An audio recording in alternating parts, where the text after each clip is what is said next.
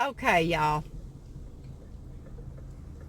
You want to talk about blessings?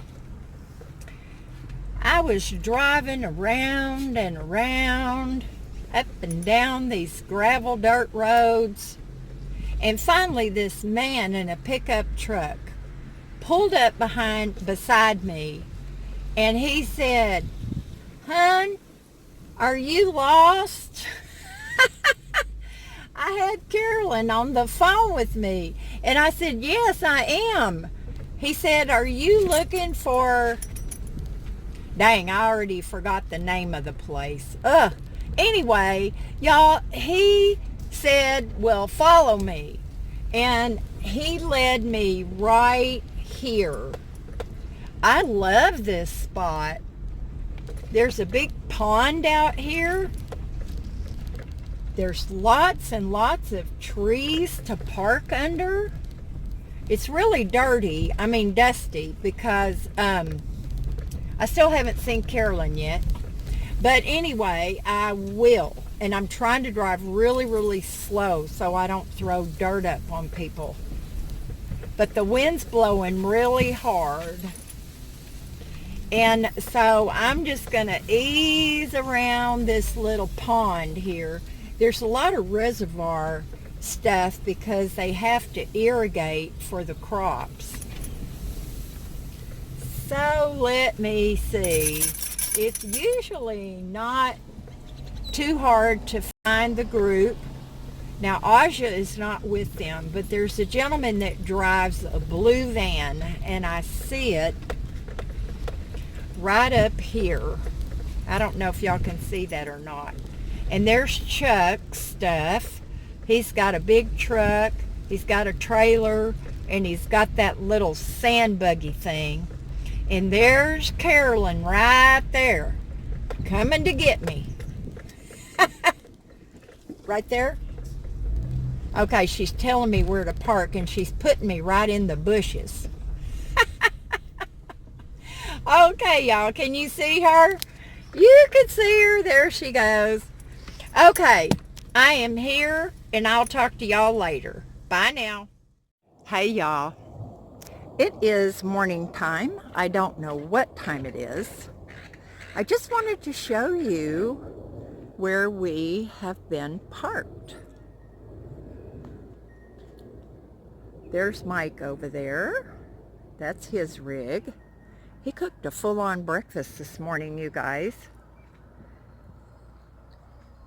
The green kayak is where Carolyn was parked, and she left this morning to go to Walmart. Here's another rig. There's another rig. There's Chuck's setup. Y'all can see that this is awesome. It's like a pond. It's absolutely beautiful. And there are more rigs over across on the other side. You see that white thing? That's an egret. Beautiful, beautiful, beautiful.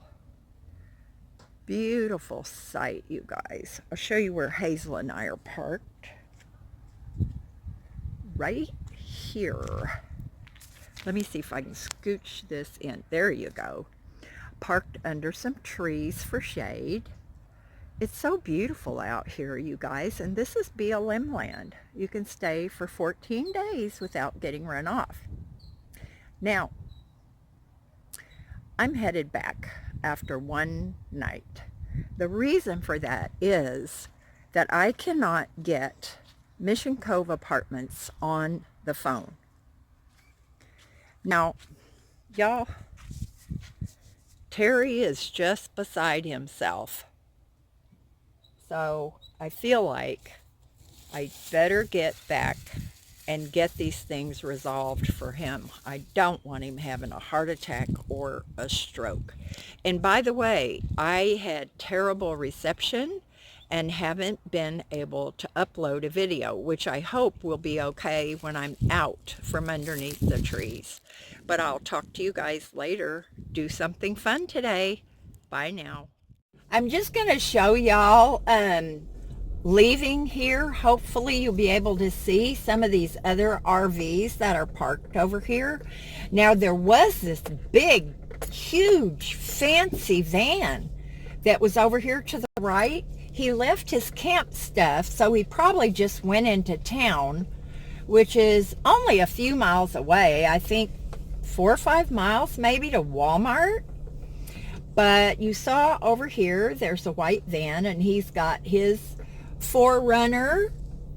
And over here in the pond are ducks that are having so much fun. You can't see over to the left because there's all these reeds that have grown up. Now here is a road trick, you guys. Class B, little wet bath, little kitchenette. Very nice vehicle to have. In fact, I think that is what Irene Van Ventures has. I think she's got a road trick. There's a Class C over across the water. There's a big truck that just pulled out that is actually going to be blocking me. And I'm going to pull in here so he can get around. Now, I think a gentleman might have backed up and let me go by, but what do I know? Now, over here, there's a car that's been here a while. It's really, really dusty. And then there's their tent. Cool. Okay. Oh, while I'm stopped, I might as well show you guys. I'm trying to move slow. There's the Class C. Let me see. There we go. There's the Class C. And then there's a travel trailer, a fifth wheel, a newer Class C, another fifth wheel, 2 more fifth wheels, and another little travel trailer. Now, in front of me, there's a pickup truck and a travel trailer. Now, I tell you guys, nowadays, when you see rigs that are camped or going down the highway, everybody, it seems like, has solar. Y'all, just look at this water. I'm headed back, by the way, because I can't get through to the apartments. And I'm worried that Terry is going to send himself into a heart attack or a stroke.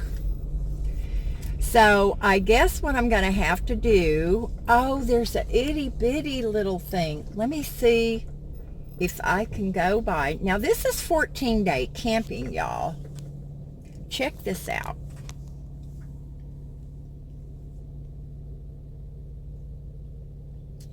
That is a little Shasta. They made those for 100 years, y'all. So cute. Something like that is what I would like. Whoops. Oh my God. I am so sorry, you guys. Amateur. So a lot of these people, if the BLM land is not closely regulated, then people stay a lot longer than the 14-day period.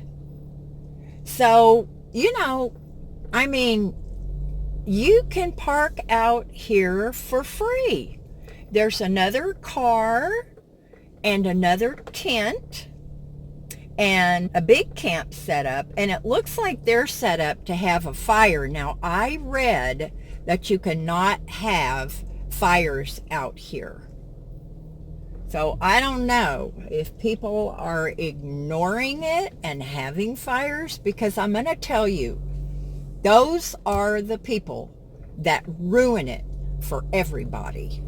They ruin it for everybody. Why are people so inconsiderate?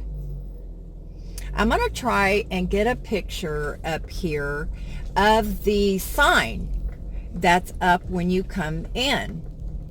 Oh, man. This is so awesome, you guys. Okay, Arizona Game and Fish Department. I hope y'all can read that.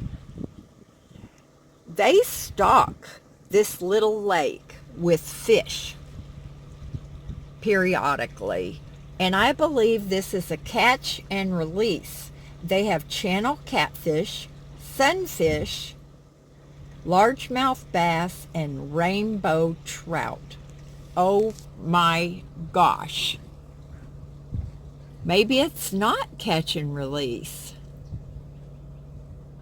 Nope, it's not.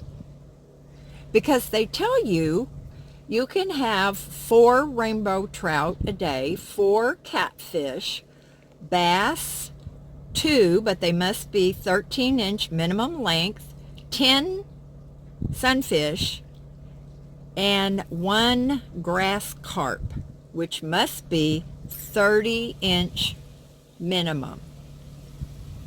This place is called Fortuna Lake. I would love to come back out here, you guys. Now this, you can see, is the Bureau of Land Management. No fireworks, no fires. You can see we've got a lady and a gentleman over here and a big Ford van. Now, oops, sorry. Now I got to get out of here. Y'all know that yesterday, the only way I was able to find this place was a gentleman saw me driving around looking like I was lost, which he was right. So he drove me right to the spot. Now, Mike is a gentleman who lives in his little truck with a camper on the back. Now, it's not a big camper. It's really not a camper, a truck camper. It's a shell.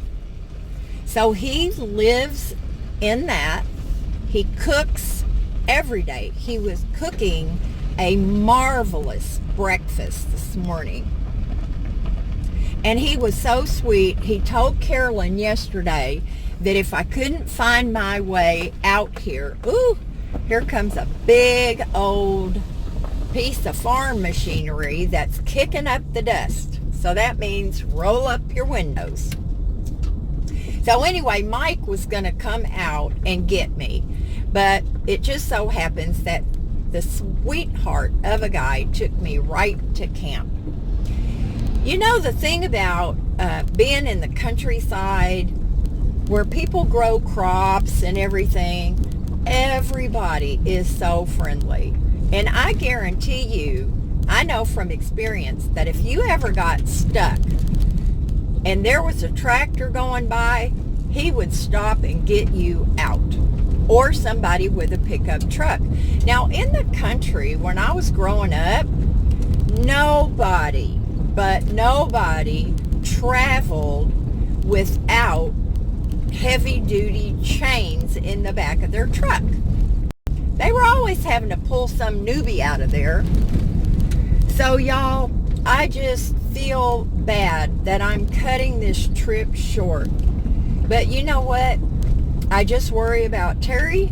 He's 81 years old, and you can get into a health crisis when you are overstressed. I really would love to come back out here and camp again. It was so peaceful. The only thing about it is it's not sand. It is fine, fine dirt. It's dust. And so last night when the wind came up, we all had to go inside because, I mean, it was just swirling and blowing. And Hazel's got enough dirt on her that she's going to make a mud puddle when I put her in the tub. But y'all, I love you. I hope you do something fun today. I'm going to find the closest Starbucks. And I am going to take a route that's a little bit north of Highway 8. because I've been across Highway 8 many times now, and it's boring. So I'm going to try to take a little different route. It's only about, I think, 45 minutes longer. So if I see anything worth videoing, I'll do that. Talk to y'all later. Bye.